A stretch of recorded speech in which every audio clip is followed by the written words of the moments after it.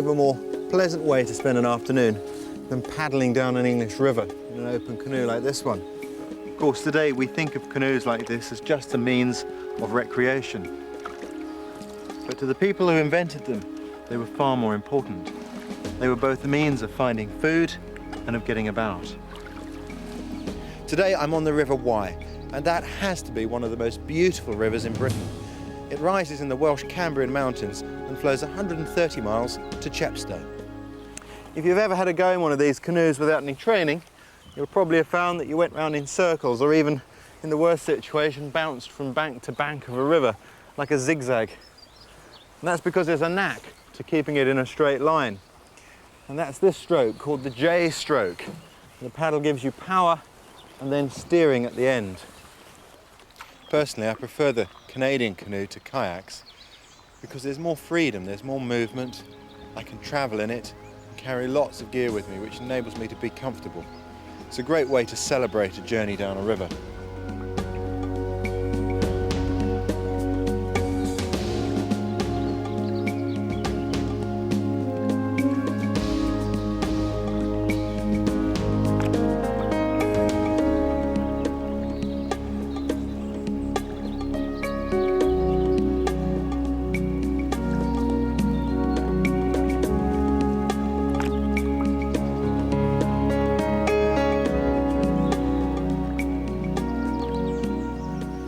Those impressive plants up there that look like they've come out of some horror movie, those are giant hogweed. And of course, children in the past have mistaken those for other plants and tried to make pea shooters from them. But if you get the juice of that plant on your skin in sunlight, it'll burn you extremely badly. This plant here, you find it very commonly on the sides of rivers. It's got this umbrella-like flower, which shows us that it's in the umbellifer family. In fact, it's one of the most poisonous plants in Britain. It's called hemlock waterdrop wort. It's not even good to touch it and get the juice on you when there's sun shining. You certainly wouldn't want to eat it. You find it very commonly along the rivers here.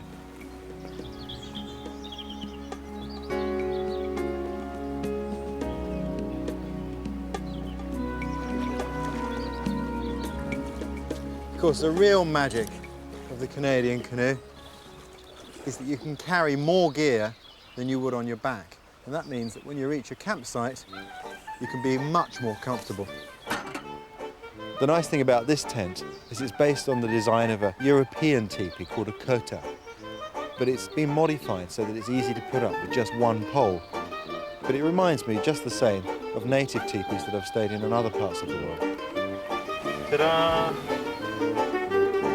With a home like this, no matter how cold or wet it gets, I can relax and be comfortable in readiness for the next day. And it even gives me a chance to dry out my damp boots. I'll see you in the morning.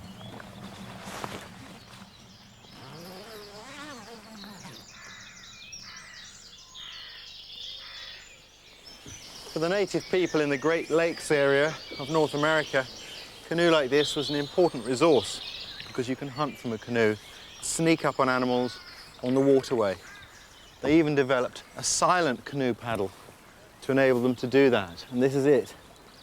You get your steerage by bringing the paddle back through the water forwards. Rotate the paddle in your hand and it never leaves the water.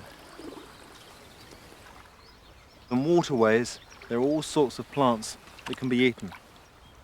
This one with the cream-coloured flower is comfrey, and that's good eating.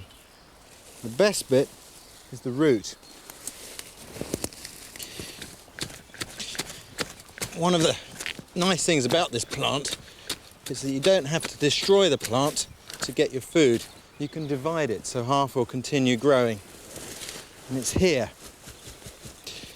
All these tuberous roots, you can see there the starch showing through. You can cook that just like a potato and it's really good eating.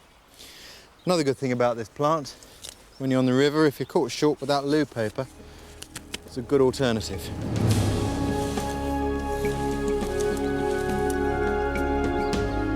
Canadian canoes, of course, have got a long history. They come from the Northlands of North America, particularly the Great Lakes region.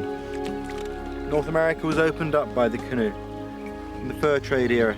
And in those days, The furs, the beaver pelts were brought out from the interior in huge canoes, sometimes 40 feet long, paddled two abreast. And the people who paddled them, French Canadians called voyageurs. They were the truckers of their day. And they didn't have hi-fis to keep them entertained. So they liked good long songs, something to keep rhythm to.